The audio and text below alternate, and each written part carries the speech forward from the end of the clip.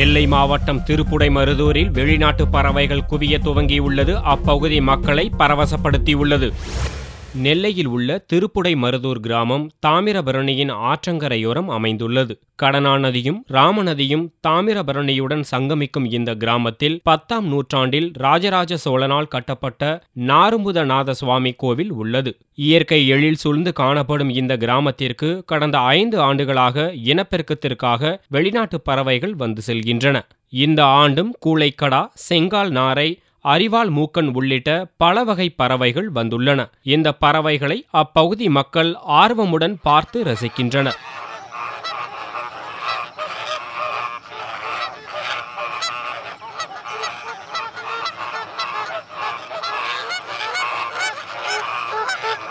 ஆண்டுதோறும் பிப்ரவரி மாத துவக்கத்தில் வெளிநாட்டிலிருந்து பறவைகள் வர துவங்கும் என்றும், வெளிநாட்டு பறவைகள் இங்கேயே முட்டையிட்டு குஞ்சு பொரித்து ஆகஸ்ட் முதல் வாரத்தில் தங்கள் சொந்த நாடுகளுக்கு திரும்புவதாக வனத்துறை ஊழியர் நாரும்பு தெரிவித்தார்.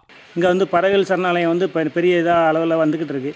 ஒரு வருஷம் பறவைகள் கூடிக்கிட்டு தான் இருக்குது. ஃபாரஸ்ட்லேருந்து ஒரு 10,000 மரக்கன்று நட்டுருக்காங்க. எல்லா மரங்கள்லையுமே இப்போ பறவைகள் தங்கக்கூடிய அளவில் ஆகிப்போச்சு. இந்த பறவைகள் பிப்ரவரி மாதம் வருது, ஜூலை மாதம் பெயருது. இது பறவைகள் செங்கால் நாரை, கூளைக்கடா, பெலிகன், அடுத்தாப்புல அரிவாள் மூக்கன், வேறு இப்படி பல வகையான பறவைகள் வந்துக்கிட்டு இருக்கு. பறவைகளின் இனப்பெருக்கத்திற்கு ஏற்ற வகையில் திருப்புடைமருதூர் கிராமம் திகழ்வதால் ஆண்டுதோறும் வரும் வெளிநாட்டு பறவைகளின் எண்ணிக்கையும் அதிகரித்து வருகிறது.